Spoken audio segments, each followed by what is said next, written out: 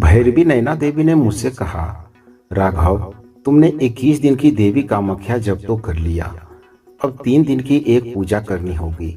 इसे योनि पूजा कहते हैं। यह पूजा तुम्हें बहुत ही विचित्र लगेगा, पर इससे तुम्हें बहुत कुछ प्राप्त होगा। इससे तुम्हारा मूलाधार चक्र को और ऊर्जा प्राप्त होगी, वह काम भाव का नाश होगा। भैरवी नैना देवी ने उस वक्त मिट्टी के बर्तन में चावल बना रही थी और मैं कामाख्या मंदिर के इस अद्भुत परिवेश में खोया हुआ था। रात के लगभग 9 बज रहे थे, इसलिए लोग बहुत ही कम आसपास दिख रहे थे। वातावरण में हल्की ठंड। उनकी बातों को सुनकर मैंने पूछा, पूजा आखिर यह क्या है? भैरवी नैना देवी बोली, यह एक ऐसी पूजा है जिसमें तुम्हें किसी महिला की पूजा करनी होगी।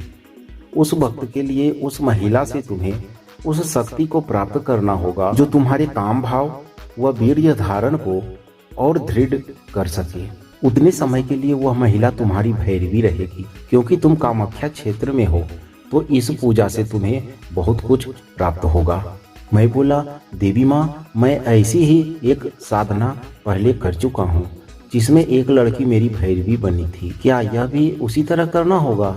उस साधना में भी गुरुदेव ने कहा था कि मैं अपना वीर्य को रोक कर रखूं। इसमें मैं सफल भी हो गया था। भैरवी नैना देवी बोली, अपने गुरुदेव का धन्यवाद करो कि यह साधना उन्होंने तुमसे करवाई, तभी आज तुम्हारे अंदर इतनी सारी दिव्य शक्तियां हैं। उस साधना में सफल होना बहुत ही कठिन है। बड़े बड़े साधक भी उस साधना में अपने काम भाव को रोक नहीं पाते। ऊपर से उस साधना में काम पिशाचिनी तुम्हारी भैरवी थी, जो कि काम को और बढ़ा देती है। फिर भी तुम न जाने कैसे सफल रहे। तुम्हारे गुरुदेव ने जानबूझकर उस साधना के लिए काम पिशाचिनी को चुना था, ताकि उस काम भाव के उच्चतम शरीर वाली भैरवी का साथ पाते हुए तुम अगर सफल हो गए तो तुम्हें बहुत सारी शक्ति जल्द मिल जाती, जिसमें कि तुम सफल रहे। मैं आश्चर्य होकर भैरवी नैना देवी की ओर देख रहा था। आखिर क्या उन्हें मेरे बारे में सब कुछ पता है? लेकिन कैसे? गुरुदेव पागल बाबा ने ही उन्हें यह सब कुछ बताया होगा। मैं बोला, आखिर सब कुछ पता है कि मैंने क्या क्या किया, पर कैसे? अवश्य ही मेरे गुरुदेव ने आपसे बताया होगा।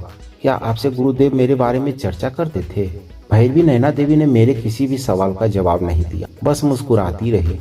यह पूजा उस भैरवी साधना की तरह नहीं होगा जिसमें तुम्हें अपने भैरवी के साथ संगम करना पड़ा था, पर इसमें ऐसा नहीं होगा। बस तुम्हें मात्र क्रिया विधि से की पूजा करनी होगी। तंत्र के अनुसार 64 कला युक्त सभी नारी देवी भगवती की प्रतिमूर्ति होती है। एक आम आदमी उस नारी से अपनी काम भाव को पूर्ण करता है, पर एक साधक उस से शक्ति को प्राप्त करता है जिसमें काम भाव शून्य होता है।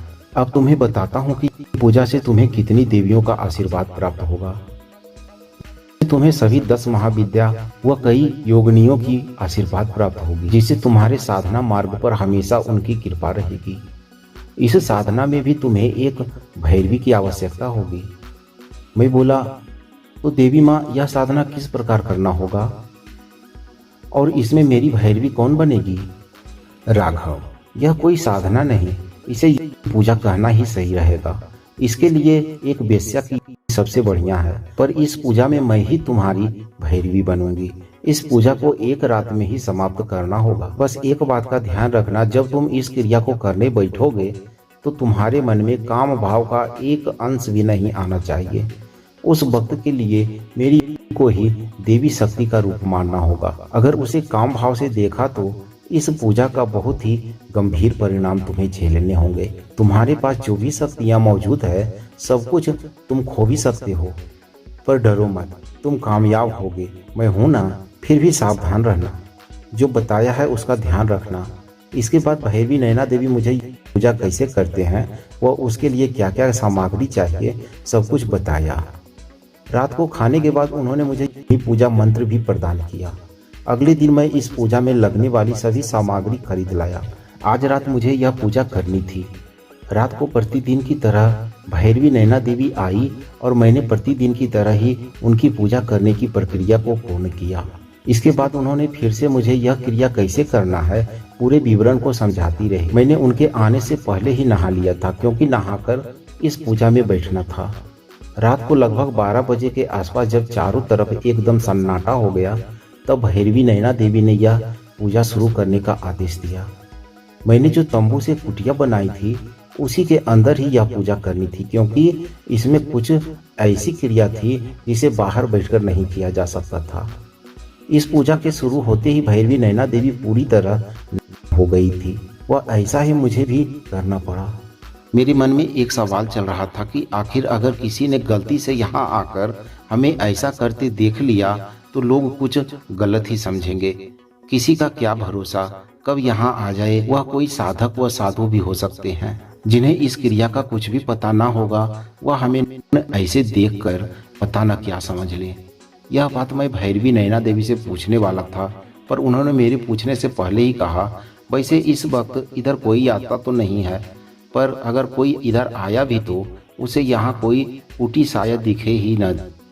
यहाँ बस उसे कुछ झाड़ियाँ ही नजर आ सकते हैं। मैं सोचने लगा कि क्या ऐसा भी संभव है कि कोई मेरे इस जगह को देख ही नहीं पाएगा। क्या पता, पर भैरवी नैना देवी ऐसा करने में सक्षम हो सकती है, क्योंकि उन्होंने भ्रम जाल से पता न क्या क्या दिखा दिया था। वैसे भी भैरवी नैना देवी ने सही ही कहा कि रात को इधर कोई नहीं आता। रात को जब मैं यहाँ साधना करता या लेटा रहता था तो किसी को भी इधर आते तो नहीं देखा था।